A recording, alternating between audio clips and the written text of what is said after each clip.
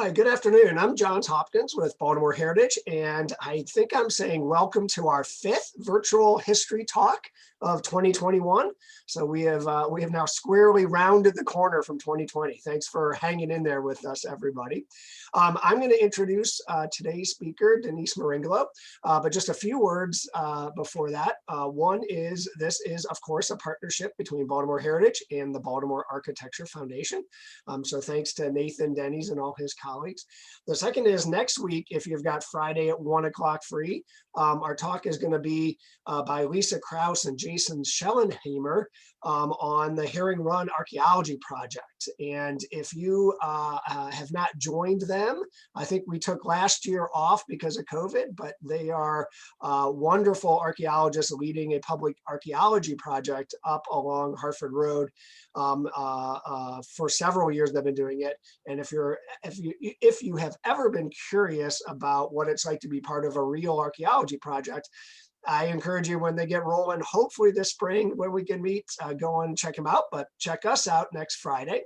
And then after that, we've got, who do we have? We've got Jillian Storms and Sandy Sparks talking about Wyman Park and Stony Run Valley. So if you've ever been to the Baltimore Museum of Art, whether you've known it or not, you have been part of this wonderful, wonderfully designed landscape there. And finally, before I turn it over to Dr. Meringolo, if you have questions, we're going to try to let her run through her presentation, but please put them in the Q&A box or the Q&A tab, and we will get to those at the end. So just a brief word about Denise Meringolo, who I'm happy to call a partner and a friend. She's a professor at UMBC, head of the public history department there. And of all of the people who I count on my short list that I'm thankful for is working in Baltimore, she is definitely on that short list. She and her students have contributed greatly to Baltimore Heritage's Explore Baltimore Heritage app and website. So of the 500 or so sites that were covered there, a ton of them have been as a direct result of Dr. Meringolo and her students. And she certainly has one foot in the ivory tower, academic research and all that, but she squarely has her other foot in here on Main Street. And that is a balancing act that few can do, and she does very well. So with that, I'm going to turn it over to you, Denise, and again, put your questions in the Q&A box, and we'll get to them at the end. Thanks so much. Thank you. It's so nice to be here. And you could tell Johns has known me for a long time because he knows how to pronounce Meringolo, which I very much appreciate. Not everyone can do that. I'm going to share my screen. I have just a few slides. It's just a magic trick, so you're not staring at my mudroom while I'm speaking. Hold on.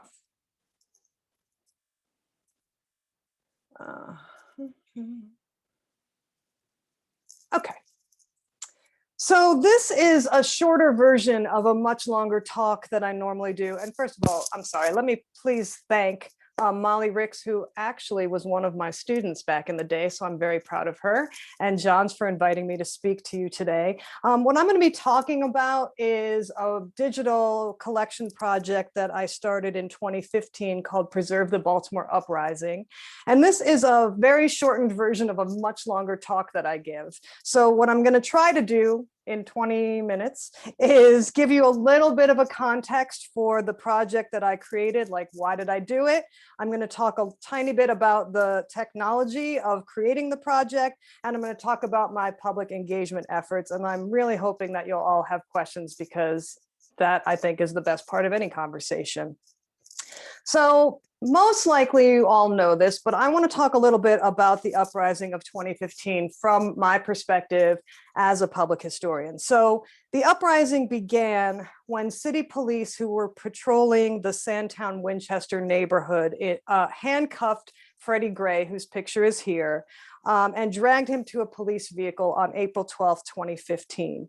And he died on April 19th from injuries he sustained during that arrest. So Freddie Gray's death took place during what was the beginning of a moment of national reckoning. There had been a number of incidents of the deaths of Black people at the hands of police or at the hands of vigilantes. And communities of color were frequently in the news for protesting these incidents. As a result of that, people were talking more frequently and more openly on many more media platforms about the impact of interlocking histories of segregation, urban decline, gentrification, and the militarization of police. So as you, I'm sure, well know, Baltimore is a really profoundly racially, economically, and socially segregated city. Over the course of the 20th century, through both formal legislation and informal practices, Black people in Baltimore were not only prevented from renting or purchasing homes in particular neighborhoods, they were also systematically refused access to loans and other programs that would promote home improvement and business development. And this situation was exacerbated then in the latter half of the 20th century when trends in suburbanization started drawing businesses, jobs, and the middle class out of the city. And when trends in urban renewal and gentrification really sharpened the line between residents and visitors, wealthy and poor. Sandtown Winchester in West Baltimore is one of the neighborhoods that was really hardest hit by all of these historical trends. So by the 21st century, in 2016, for which these numbers, the year that these numbers I'm about to tell you come from, the median annual income in Roland Park in Baltimore was $100,000 a year, and the life expectancy there was 88.4 years. In Sandtown Winchester, the median annual income is $25,000 a year, and the average life expectancy is 69.7. So you can see that all of these trends, which tended to segregate and section the city into these neighborhoods, have really profound costs in a lot of different directions. In addition to that, the police presence in Sandtown Winchester is always elevated, and interactions between police and people who live in the neighborhood are typically tense. Somewhere in the last quarter of the 20th century, Baltimore adopted what's typically known as broken window policing. And what that means is that police are trained to interpret signs of poverty and neglect as symptoms of criminal activity, or more accurately, symptoms of potential criminal activity. So with the aim of crime prevention, or possibly with the aim of containing crime in particular neighborhoods in order to protect the tourist and entertainment industries, the police tend to make really frequent stops in particular neighborhoods and often with very little cause. So in other words, people in Freddie Gray's neighborhood are stopped, questioned, and arrested at much higher rates than people in, say, Roland Park or other predominantly white and wealthy neighborhoods. And they're far more likely to be arrested for petty crimes and misdemeanors than are people in other parts of the city. So it may not be surprising then, under all of these conditions and under the weight of all of this history, that when the police approached Freddie Gray on April 12th, he ran, right? And a chase ensued, and he was arrested rather roughly. All the witnesses to the arrest said it was a very rough arrest. After his arrest, actually, the protests in Baltimore started immediately. People assembled outside the police station just to protest the manner in which he was arrested. But then after Gray died from a severe spinal injury, those protests expanded in scope. And activists started organizing rallies. And then what started to happen was police in riot gear were confronting peaceful marchers who were carrying signs, as well as school children who were trying to get access to public transportation. It's true that there were some violent encounters, for example, outside of the Orioles baseball game. It's also true that there were some businesses and properties that sustained damage. But the problem is that these things were happening alongside each other, and it was actually a very complex event that included both peaceful protest and some criminal mischief. The mayor kind of made no distinction between these two things, and she came out and dismissed everyone as a thug. So this is when I started to worry, because the word thug not only diminishes the value of peaceful protests and puts everything under one umbrella, but it's also a very racially charged word. It carries a lot of stigma with it. The second time I started to worry was as the national media started talking about the events in Baltimore, increasingly they were using the word riot to describe what was happening. I knew enough about the historical context in Baltimore and more broadly about the historical context of protest to start to be concerned about how the story was unfolding. And the moment when I really decided that I needed to do something and something troubling was happening was at the Mandauman Mall incident. And I'm sure you all remember Mandauman Mall. The media has still continued to write about it because there is a lot of controversy over what actually happened. But from my perspective, what happened is that I was watching the news. There was a reporter speaking. There was video behind her head. And I kind of assumed she couldn't even see the video. But the video was police in riot gear in a formation of blocking people who were approaching them. And meanwhile, a bunch of people kind of roaming on the other side of the police officers, not quite sure what to do. Possibly I saw in that footage, I don't really remember now if I've only seen this since, but maybe one person throwing something, a rock, a bottle, something like that. And the reporter was insisting that a riot was happening at Mandauman Mall. And I'm watching the video and I'm thinking, I don't know if I know what a riot looks like, but I don't think it looks like this. This looks like something a little bit more complicated than a riot. And so I was worried about what would happen in the aftermath of these events. How is it going to be remembered? What kind of records are going to be kept? Which voices are going to rise to the surface? When historians 25 or 50 years ago from now want to talk about this event, what kind of resources are they going to have? So this is where public history comes in for me. Freddie Gray died on April 19th, and that's when the protest started. And anyone who's a professor in the region knows that April 19th is pretty late in the semester, right? I'm almost finished with my teaching. And I happen to have been teaching my graduate level introduction to public history. This is unusual because I usually teach it in the fall, but I was teaching it that spring. My students were working with Baltimore Heritage, so that meant they were doing research on the city, they were getting to know the deep history of the city, they were getting very attached to its built environment and to its neighborhoods and to its people. And in that class, I also introduced students to my working definition of public history, which is that public historians are working on behalf of and with the communities they serve. It's a position of public service that we are occupying.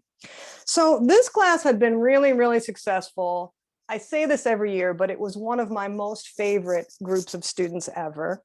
And so I had a room full of students who felt connected to the city, and they felt a really strong desire to advocate on behalf of the community of Sandtown, Winchester, that was being portrayed in the media as composed of thugs and riotous mobs.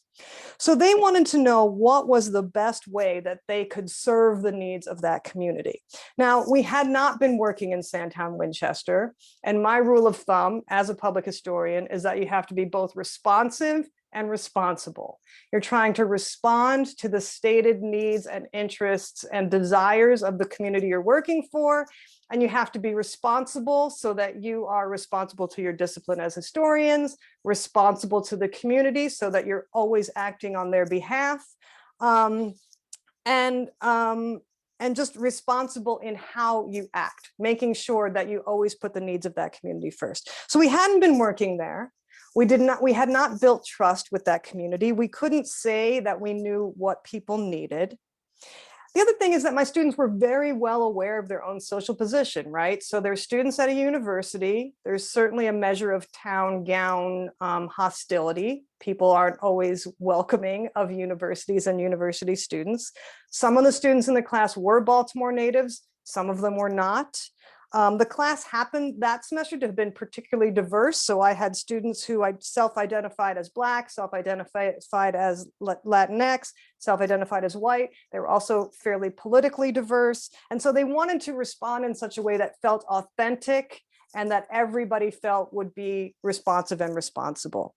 The other thing that's really important here, and is perhaps the driving thing for me, is that my students also knew not only the historical context of Baltimore and Sandtown Winchester, but also the historical context of collections and history making. And so too often, the history of unrest and protest is filtered through official records that emphasize the perspectives of police officers, government leaders, moderate mainstream activists. That's why, kind of the grade school knowledge about protest is usually some individual leader who we can look up to as respectful and responsible. The other problem is that these records are held in archives, in museums, in university archives, and they tend to obscure the experiences of the people most directly impacted by injustice and violence, right? So collecting institutions have all these government records and whatever, and the very fact of their stature as collecting institutions and museums can lend a false sense of objectivity to these collections. They're not objective, they're very, very partial. So taken together, that can reinforce some really damaging fictions about the nature of historical agency and power.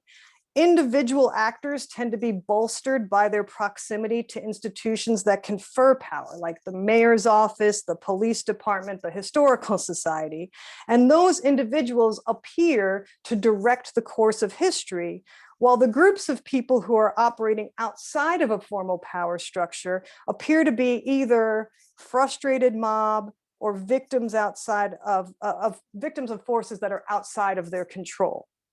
So we're left with this historical landscape in these collections that is more than simply exclusive. That's something that public historians talk about a lot, like how our collections are exclusive. But I would argue they're not only exclusive, they're actually implicated in reproducing the inequality that we're seeing in society, right? Because the collections themselves are unequal. And that really undermines our efforts to foster critical reflection and debate. So my students really wanted to get ahead of this. They did not want to end up 50 years from now in a situation where the only history of the uprising of 2015 was this kind of partial and incomplete collection. My students didn't know yet, because they weren't jaded like I am, that sometimes it's not actually possible to be both responsive and responsible. Sometimes you have to take a leap of faith. And what was happening in Baltimore with Freddie Gray really felt like an emergency, and we felt like we really wanted to do something. So we had to design a project that felt authentic and as potentially valuable as we could, and then maybe backtrack a little bit once we started to build the collection. So as a class, we decided that the only authentic response we could have was to establish a space where people could document the experience for themselves. So we built, over the course of a weekend, an Omeka site that allows people to contribute directly to a digital collection. And this would serve the immediate purpose of gathering stories and images that might counter this growing narrative about thugs and a riot. And it would also serve a scholarly purpose to collect and preserve events from the perspective of the people that are directly impacted by what's happening. Contemporary collecting is tricky, right? Because you have to decide what matters, which stories matter, and it's impossible to tell that when you're in the middle of a series of events. So we were having to sort of decide on the fly. So the reason I chose Omeka was that Omeka is an open source collections management system that has the capacity for crowdsourcing.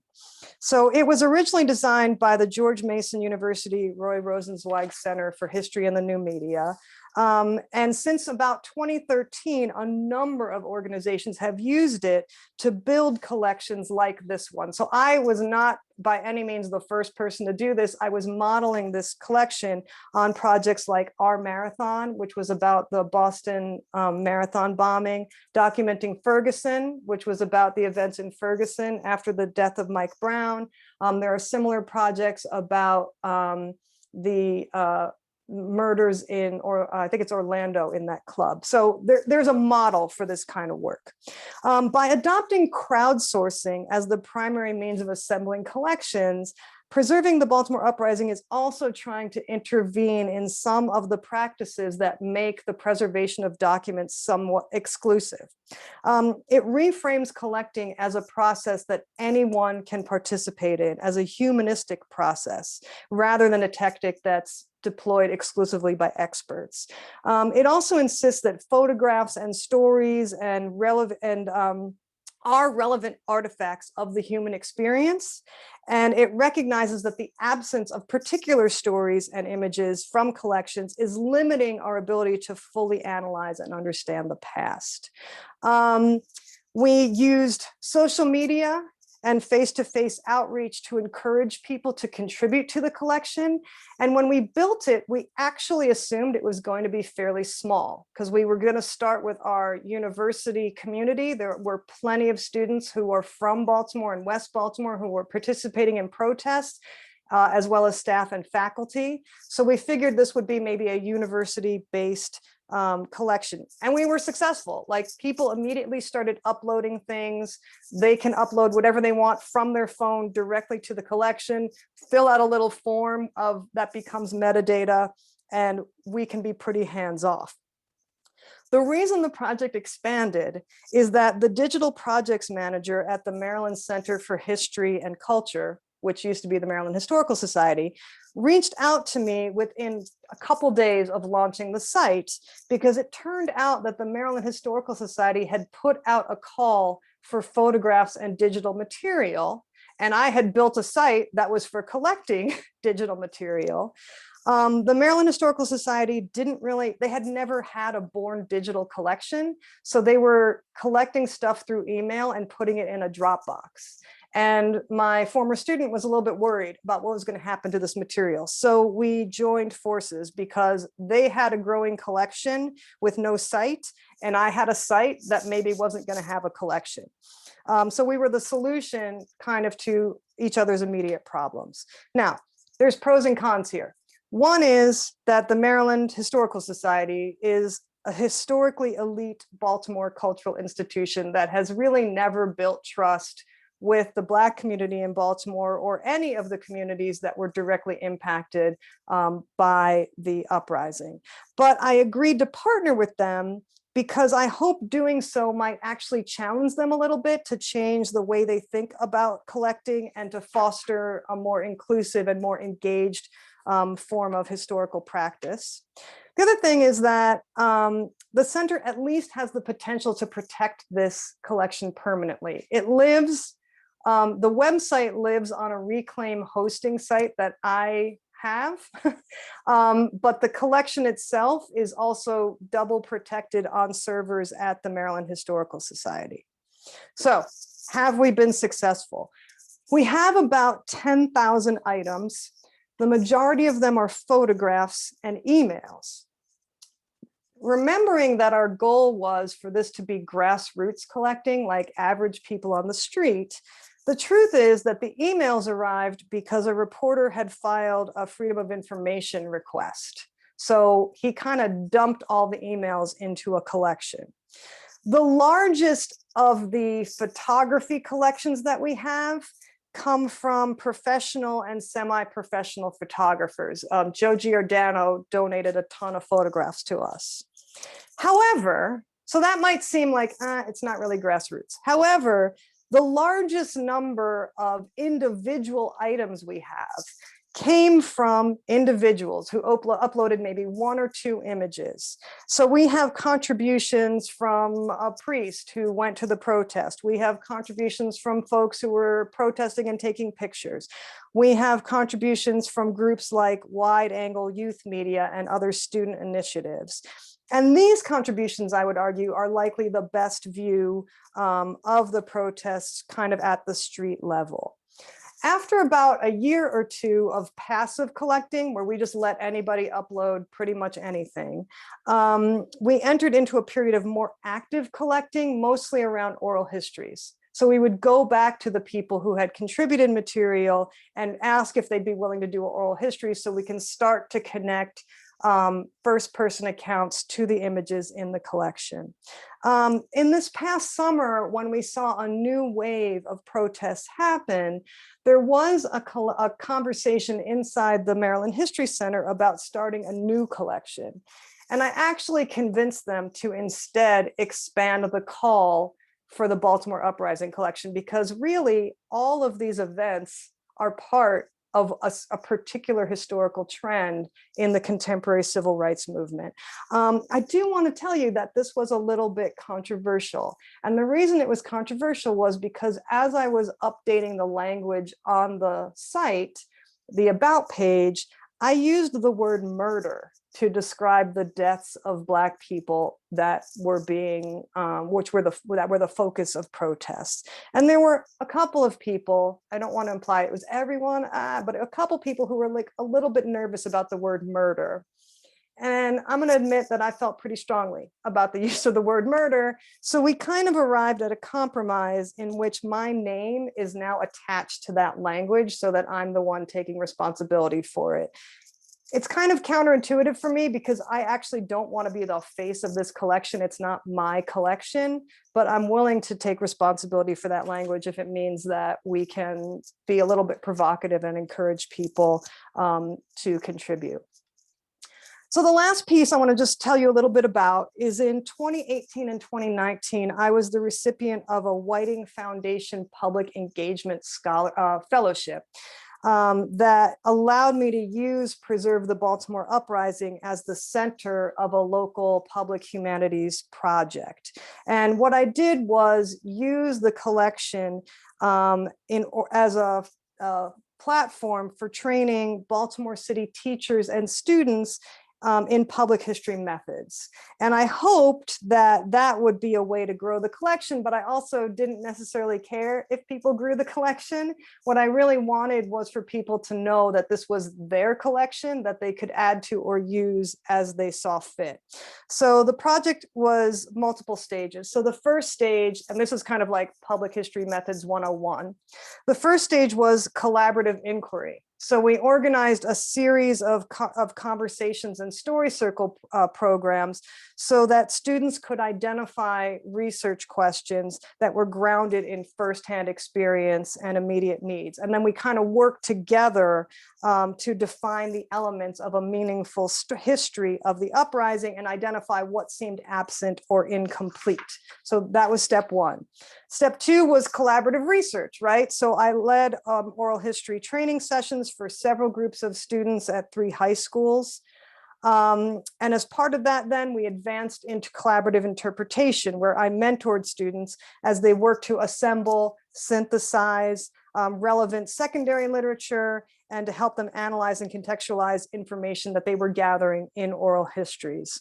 The students at each school, and in fact, students in each class, like each group of students, even within a high school, were developing their own projects for their own school requirements. A couple students actually started after school programs to do this work. So what I loved about it was I got to be their teacher, but I wasn't grading them and I had no expectations. So it was beautiful. It was a really fun experience. At the end, the project's primary goals were to enrich student learning by providing specific training in public history methods, to engage members of communities that had been invisible or inactive in local cultural organizations in the effort to gather and interpret Baltimore history, and to contribute public history scholarship through presentations like this one.